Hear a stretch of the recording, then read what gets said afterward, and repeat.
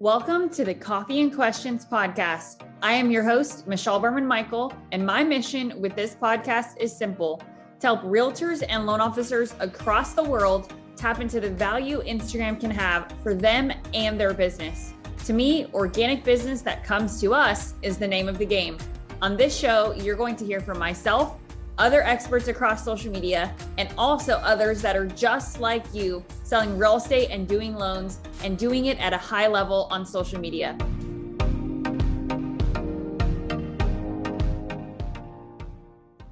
All right, guys, welcome back to another episode of the Coffee and Questions podcast. I am really excited about this episode. And for those of you guys who have been following along with what we're doing, you know that there's this thing called Reels that you can do on Instagram. And a lot of you guys have asked me questions like, why do I have to do Reels? I don't want to dance. I don't like doing all of the things that people tell me I'm supposed to do.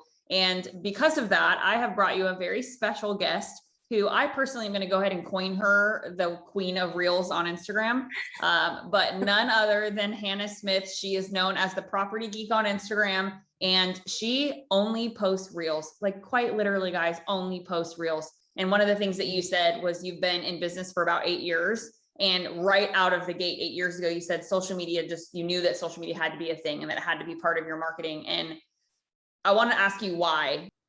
Yeah. So, two big reasons. So one, I was coming out, I had a marketing degree. So I was coming from a place where I was I was a marketing consultant for realtors in an office.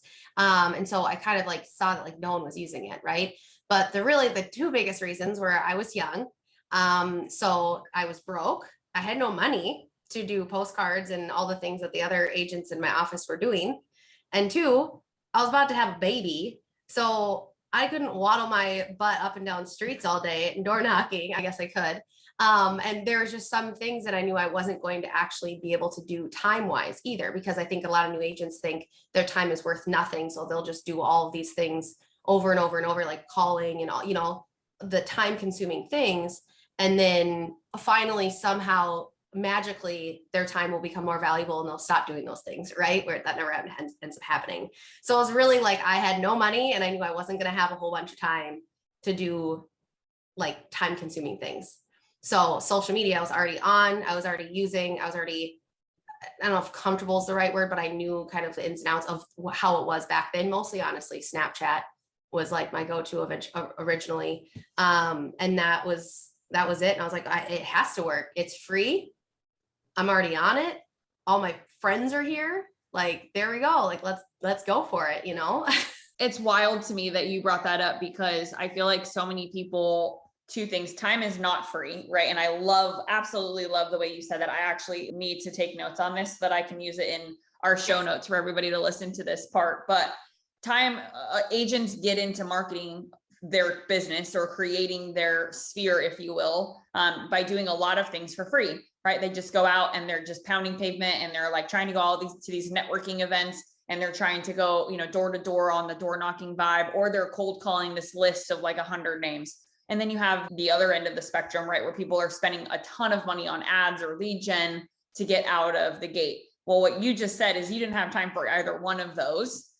So you knew that there had to be a better way. Personally, I think that the way you went about it, for many reasons, is brilliant. But obviously, speaking to our younger generation, that social media is easy, right? It doesn't have to be this really hard thing. So talk to me just a little bit about when you were kind of in that space, when you're I don't have the money to do all these ads, and I also don't have the time or the energy for that matter. I have recently had a baby, so I totally feel you on not wanting to waddle all over the place. But how did you kind of make your space known, if you will, in the social media space? What did you do there during that time to leverage it?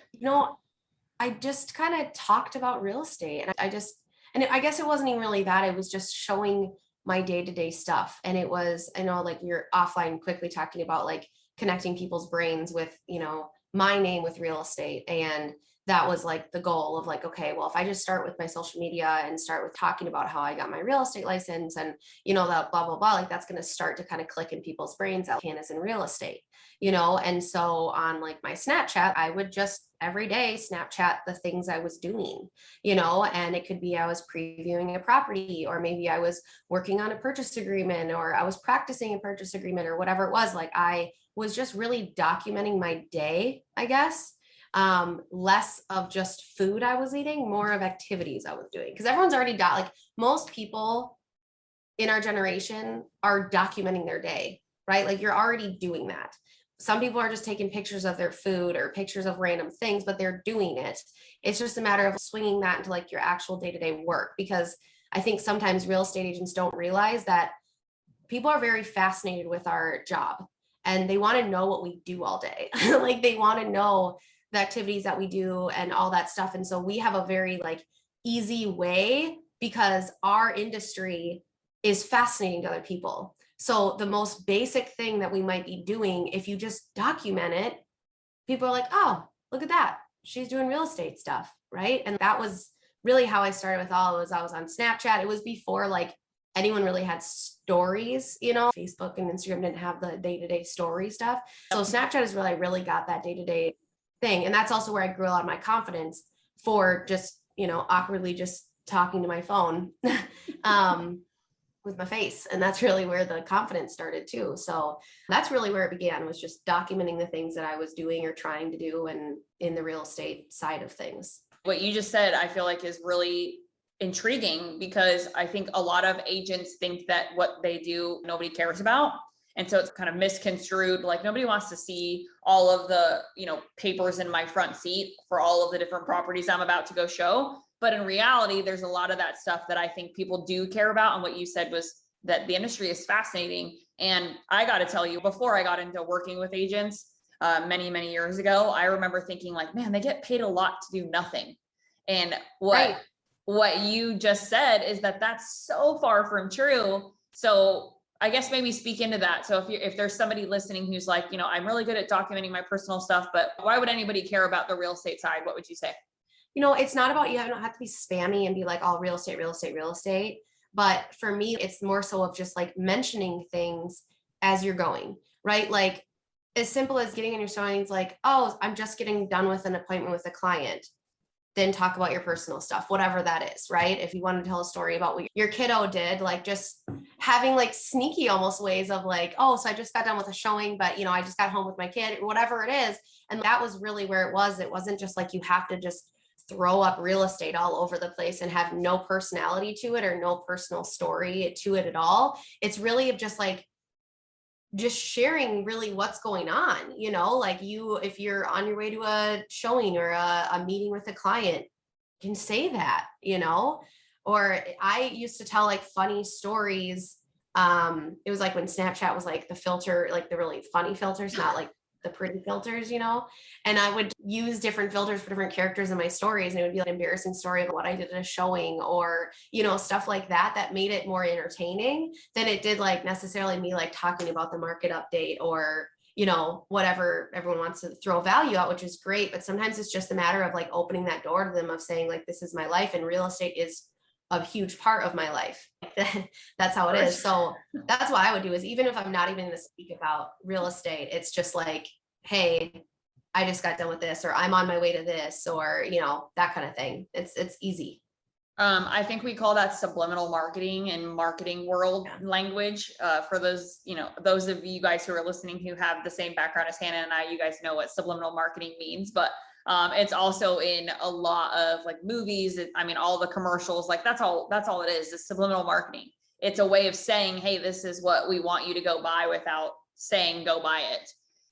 And I think that you just brought up another great point, that I think people are either on one end of the spectrum where it's so personal that it's like, what's on my salad? And then it's on the flip side of it's so businessy and it's so real estatey that it's really dry. And I think one of the things that you said that I want to reiterate is, if you go and do something, just say, I just went and did something, but now I am doing X, Y, or Z thing. right? I have to go pick up my kid from daycare. And so I'm sitting in this line waiting, but guess what? Afterwards, I get to go show a couple properties in Leesville. I'm going to go pick up a protein shake from my favorite nutrition shop, and just telling the story of it. But kind of subliminally dropping those little like hints of, hey guys, I actually sell real estate. So if you need me, I'm here. Right.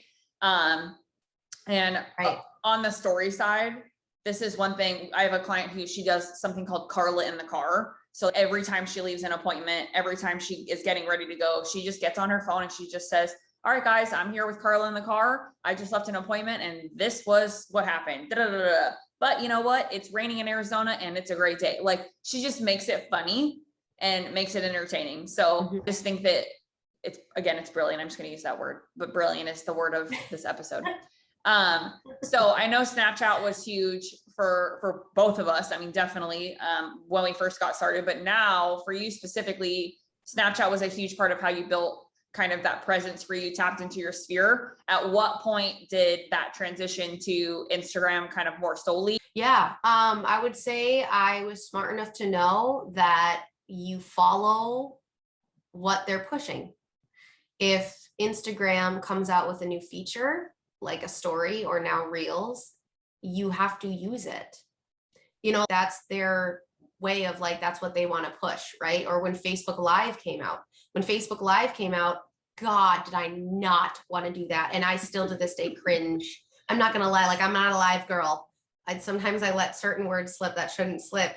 And like, I was just like so paranoid about it. And I remember Karin and we were going to do a Facebook Live. And I remember being so nerve wracked, and I still cringe and I think about those videos.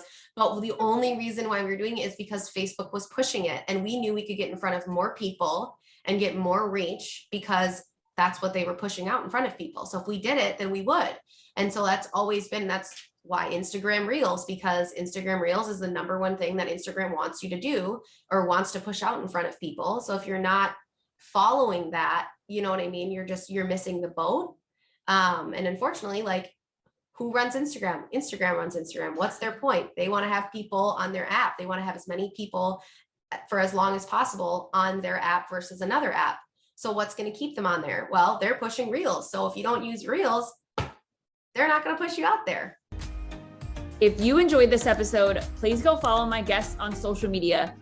And if you enjoyed this podcast, please consider leaving us a review wherever you consume this content.